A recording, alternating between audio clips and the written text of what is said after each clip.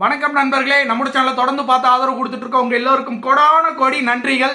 கூலி கிட்ட யாருமே மோத முடியாதுங்க, அந்த அளவுக்கு பவர்ஃபுல்லா இருக்கு. ரஜினிகாந்தோட ஃபேஸ் ரியாக்ஷன், ஃபேஸ் தோற்றம் வந்து பாத்தீங்கன்னா இன்னைக்கு வந்து ரிலீஸ் ஆயிருந்துச்சு.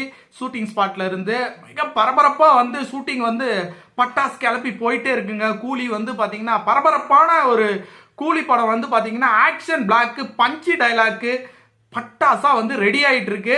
படம் வந்து பாத்தீங்கன்னா 1000 கோடி அடிச்சே தீரணும் அப்படின்னு சொல்லிட்டு கலாநிதி மாறன் வந்து பாத்தீங்க அப்படின்னா ரொம்ப இன்வால்மெண்டோட கூலி படத்தை வந்து ஷூட்டிங்ல என்னென்ன நடந்துகிட்டு இருக்கு, என்னென்ன சீன் எடுத்துக்கிட்டு இருக்காங்க, எப்படி போயிட்டு இருக்கு, இன்னும் உங்களுக்கு என்ன தேவை, உங்களுக்கு மாஸ்க்கு என்னென்ன தேவை, என்னென்ன லொக்கேஷன் வேணும், இல்லை ஷூட்டிங் வந்து எங்க வச்சுக்கலாம், உங்களுக்கு இன்னும் யார் யார் தேவை அப்படிங்கிற வரைக்கும் பலதரப்பட்ட விஷயங்களை வந்து லோகேஷ் கூட கான்வர்சேஷன் போயிட்டு இருக்காராம். அந்த அளவுக்கு வந்து பாத்தீங்கன்னா கலாநிதி மாறன் வந்து இந்த அளவுக்கெல்லாம் வந்து ஒரு படத்துக்கு வந்து படத்தை கொடுத்துட்டாரு அப்படின்னா எடுத்து முடிச்சோன்னதோ போட்டு தான் பார்ப்பாராம். ஆனா வந்து இந்த கூலி படத்துக்கு மெனக்கெட்டு வந்து அடிக்கடி வந்து பேசிட்டு இருக்காராம், ஷூட்டிங் ஸ்பாட்டுக்கு போறாராம். ஏன்னா இந்த கூலி படம் வந்து ரஜினிகாந்துக்கு வந்து மிகப்பெரிய ஒரு வெற்றி படமாக மாற்றி கொடுக்கணும். அதுக்காக ப்ரமோஷன்ல இருந்து எல்லா வேலைகளையும் வேற லெவல்ல இதுவரை வந்து தமிழ் சினிமால இப்படி ஒரு ப்ரமோஷனை யாருமே செஞ்சிடவே கூடாது. அந்த அளவுக்கு வந்து பாத்தீங்கன்னா வானத்துக்கும் பூமிக்கும் பல விஷயங்களை வந்து செய்யறதுக்கு கலாநிதி மாறன் ரெடி ஆயிட்டாரு. கூலி படம் வந்து பாத்தீங்கன்னா 1000 கோடியை டச் பண்ற முதல் தமிழ் படமாக இருக்கும். அதுல எந்த விதமான மாற்று கருத்துமே இல்லை.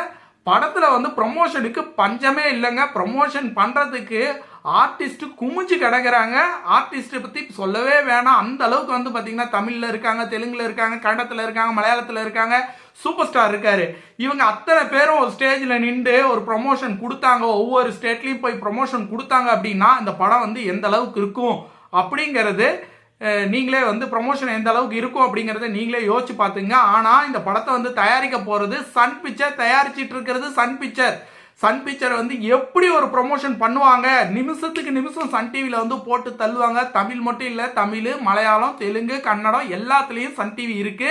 எல்லா லாங்குவேஜ்லயும் நிமிஷத்துக்கு நிமிஷம் வந்து கூலி வந்து போயிட்டே இருக்கும். அந்த அளவுக்கு ப்ரமோஷன் பண்ணுவாங்க. படத்துல மிகப்பெரிய ஹைலைட் என்னன்னா இந்த படத்துல ஒரு கெஸ்ட் ரோல் இருக்கு. அந்த கெஸ்ட் ரோல்ல அமீர் கான் நடிக்க போறாரு அப்படிங்கிற தகவல் வந்து கன்ஃபார்ம் ஆயிருக்கு. இன்னும் அவரோட ஷூட் இன்னும் நடக்கல. அவரோட ஷூட் நடக்கும் போது தீப்பொறி மாதிரி பறக்க போகுது.